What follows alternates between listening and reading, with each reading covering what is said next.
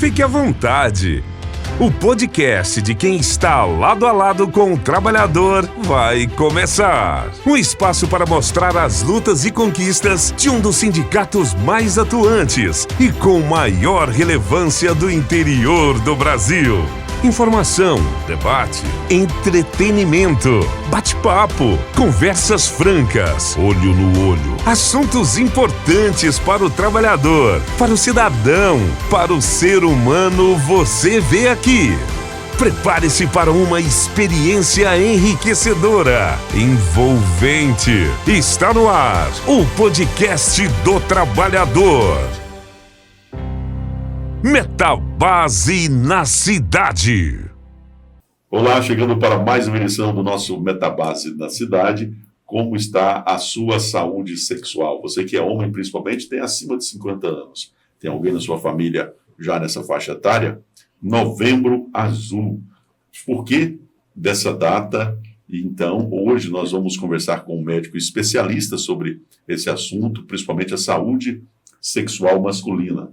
É um especialista muito conhecido em Catalão e em toda a região. Com certeza você que está chegando agora comigo vai ficar até o final dessa edição do nosso Metabase na Cidade. Afinal, esse tema é muito importante, não é? O Novembro Azul, para conscientizar os homens em relação a essa questão do câncer de próstata.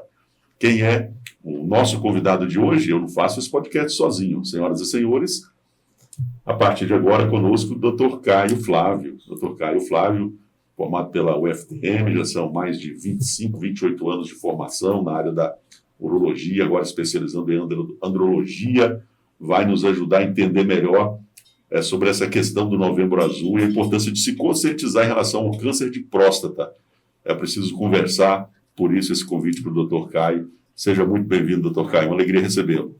Obrigado, agradeço ao Sindicato Metabase, na sua pessoa, Nável, da Cefra. E é uma honra estar aqui podendo debater um tema tão importante. Pois é, Cefra, é um assunto que movimenta, né, mexe muito, principalmente com relação a esse público, essa faixa etária masculina. E a proposta do Metabase na Cidade é isso, né, jogar luz nos assuntos importantes, e esse é um deles, né? Com certeza, assim, além de um público muito grande, né, a gente trabalhei com vários homens e a gente tem percebido que cada dia mais eles estão procurando a clínica e conhecer um pouquinho mais da sua saúde. Pois é, essa clínica, o projeto Metabase Saúde, e nós temos também acoplado à clínica o projeto Bem-Estar Bem, que é voltado para os trabalhadores da CEMOC, né? Isso. E, doutor Caio, esse é um programa onde o trabalhador vem, passa por diversos atendimentos, e aí ele fazendo isso, ele ganha o dia e depois ele recebe ainda uma remuneração por cuidar da sua saúde. É mais uma das ações aqui do Metabase. Você que atua, né, no setor público também, é professor da Universidade Federal de Catalão, no curso de Medicina, como você vê esse tipo de iniciativa de uma entidade particular como é o Metabase em proporcionar isso para os seus associados? Essa iniciativa, né, é extremamente importante porque não é fácil para o trabalhador, independente do sexo, conseguir ir ao médico, aos outros profissionais de saúde, fazer exames. Então, há necessidade dessa possibilidade, dessa abertura, e sempre será bem-vindo. Acho que no sistema público também, a Prefeitura, um tempo atrás, também ofereceu essa possibilidade de um horário do trabalhador, né, a partir do final da tarde, à noite, justamente para facilitar a ida, não só dos homens, mas das mulheres também, independentes, que trabalham atrás do profissional da saúde. Sim, falando sobre o Novembro Azul, eu já vou passar para a Cefra, estou curioso para saber os números dos atendimentos com relação aos homens. A gente sabe que aqui existem os trabalhadores associados, existem as esposas, as filhas. Os atendimentos estão mais centrados, tem mais atendimento para o público feminino ou masculino? A Cefra vai falar para a gente sobre isso daqui a pouco. Mas agora eu queria uma abordagem do Dr. Caio sobre esse Novembro Azul. Eu sempre tenho essa curiosidade. Por gentileza, fale um pouco sobre essa iniciativa e ela, de fato, tem conscientizado os homens, doutor? Sim, excelente pergunta. O Novembro Azul ele iniciou em 2003, na Austrália. Um grupo de colegas, de amigos de homens, tiveram a ideia de chamar a atenção, colocar um bigode, para a saúde do homem no mês de novembro. Então, naquele primeiro momento, foi para a saúde do homem. E essa é a ideia mesmo. Mas, como a próstata chama muita atenção, o câncer de próstata é o mais importante no homem, isso, com o tempo, canalizou mais para a próstata, especialmente para o câncer de próstata.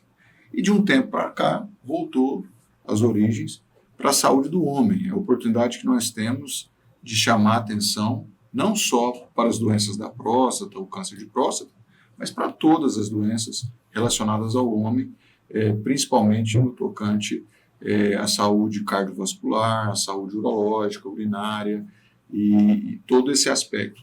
Saúde mental. Então, é o mês azul de se chamar a atenção de toda a saúde do homem.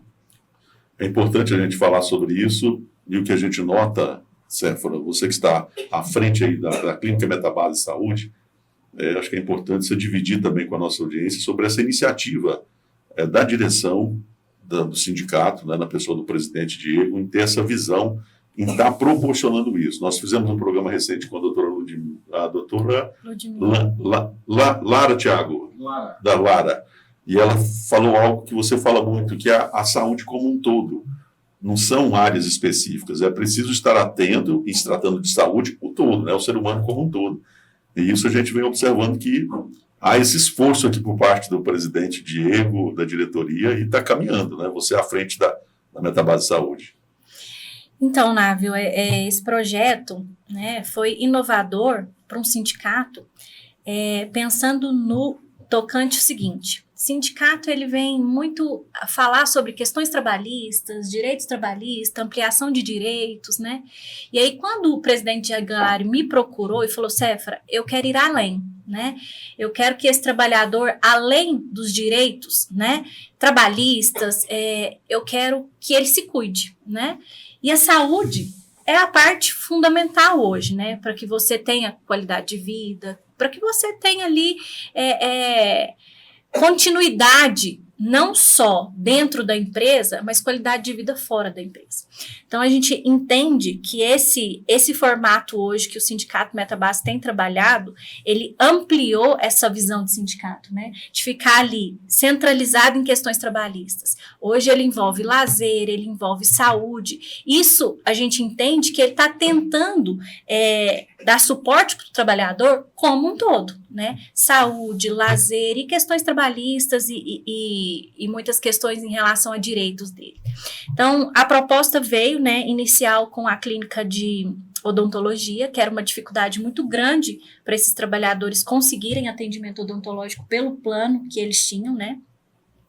E aí, quando a gente começou com essa iniciativa, né, e todos procuraram um bom atendimento com excelência, e os diretores, na porta da empresa, lá no projeto de Mãos Dadas, começou a ouvir esse trabalhador, o que mais, né?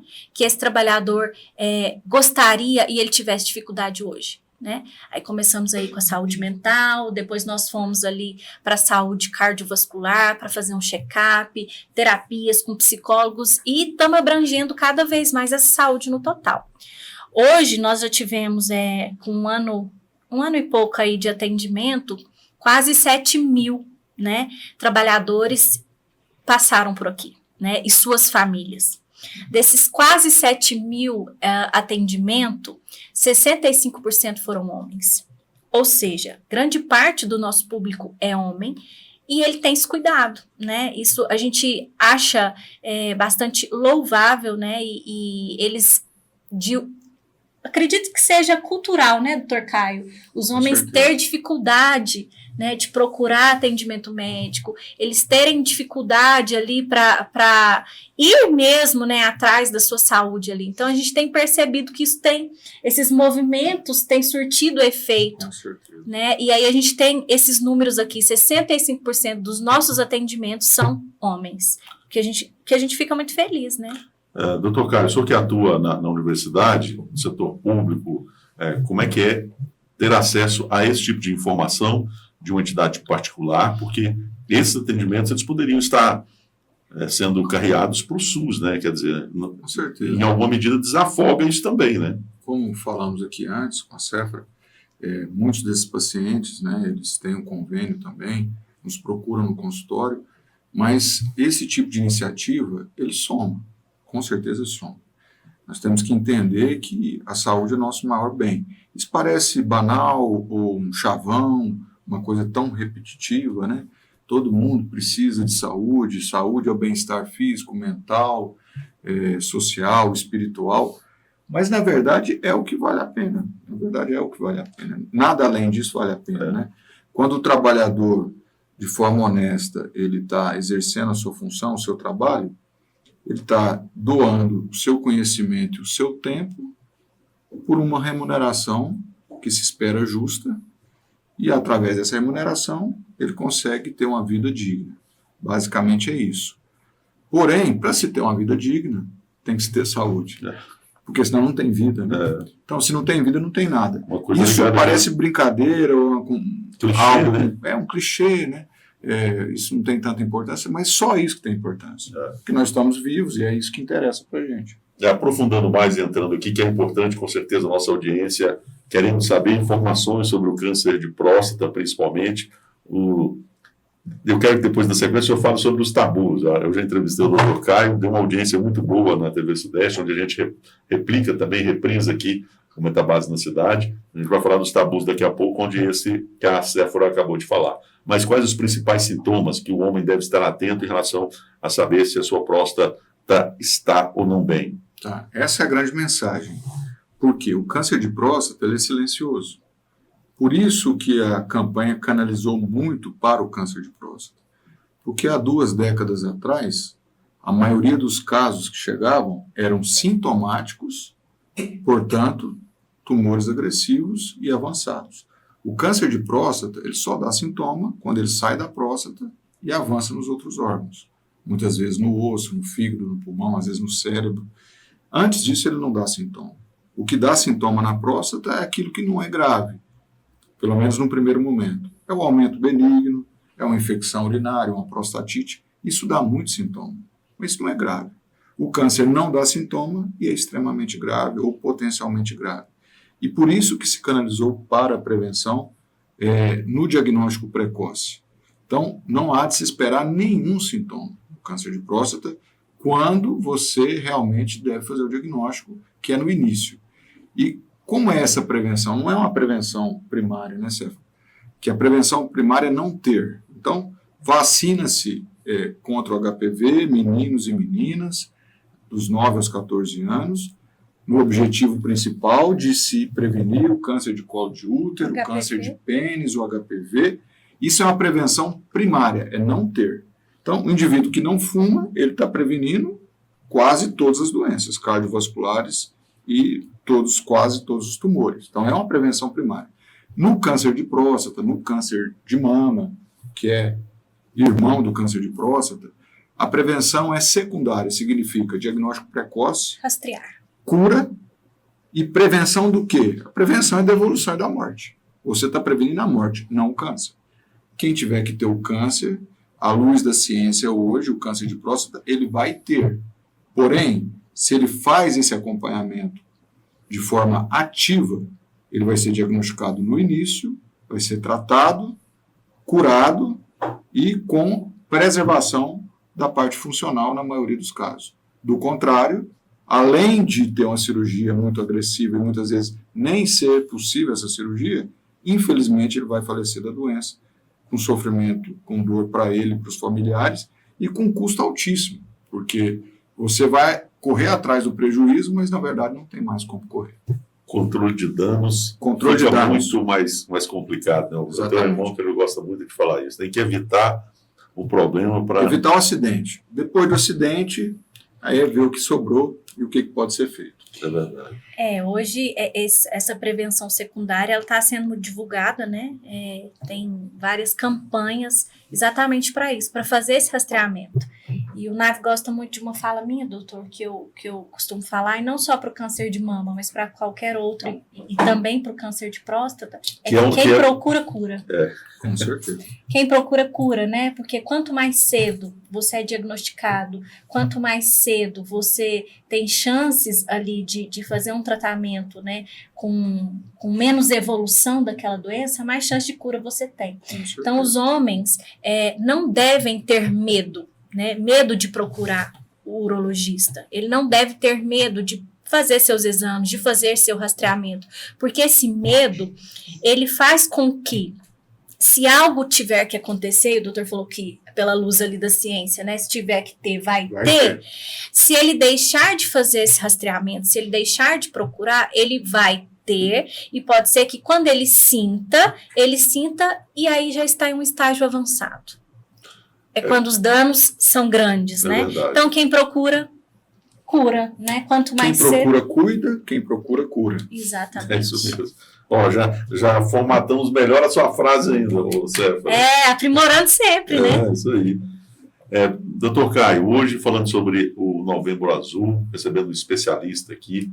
Doutor Caio, já são mais de 25 anos atuando como urologista em Catalão, agora também está em Uberlândia, né, prestando os seus serviços lá e ampliando, né, fronteiras em relação a essa questão que a Cefa acabou de falar, em relação aos tabus. Ainda hoje tem muito homem que evita, por conta de até mesmo questão, vamos dizer, cultural. Existe, mas isso tem diminuído.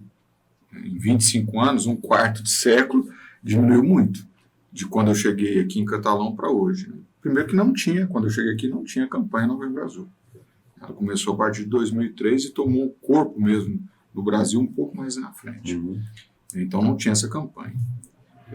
Esses tabus existem. O paciente evitar ir no médico, o homem mais com essa cultura, quem procura acha, mas só acha se tem, né? Não adianta procurar diamante que não acha de jeito nenhum. Então, assim, só acha se tem, se não tem, não acha. Então, mas isso é um tabu e é um mito, né? É aquela mentira repetida várias vezes que parece verdade, mas na verdade continua sendo mentira. Então, existem esses mitos. Eu faço o planejamento familiar masculino na prefeitura, onde eu sou concursado desde 2018. Nós fazemos a consulta, a palestra, fiz ontem, uma vez por mês. É um grupo? Todos os pacientes que têm interesse em fazer ou potencialmente fazer a vasectomia. Então, tudo é gratuito, o atendimento, os exames. Aproveitamos aquela oportunidade já para pedir um PSA para o paciente, depois dos 40, 45 anos, um exame básico, a sorologia, um exame de urina. E esse serviço ainda é subutilizado em Catalão. Então, se imagina que o homem catalão que deseja fazer uma vasectomia, não tem nenhum motivo para não fazer. Porque se ele tem convênio, ele faz. Se ele não tem convênio, ele faz também, né? E ele faz no mesmo dia, no mesmo horário, independente se é convênio, particular, SUS, e com os mesmos cuidados, o que tem que ser feito. E ainda tem tabu, né? Eu não vou fazer vasectomia, porque vai que engorda, muda a ejaculação, causa impotência, não vou ser o mesmo, vai castrar, né? Essas brincadeiras acontecem, elas são feitas, só que infelizmente isso tem diminuído. Em relação ao câncer de próstata, eu falei há pouco que há 2 décadas atrás, 80% chegava com câncer avançado. Você tinha que castrar o indivíduo, aí você castra mesmo.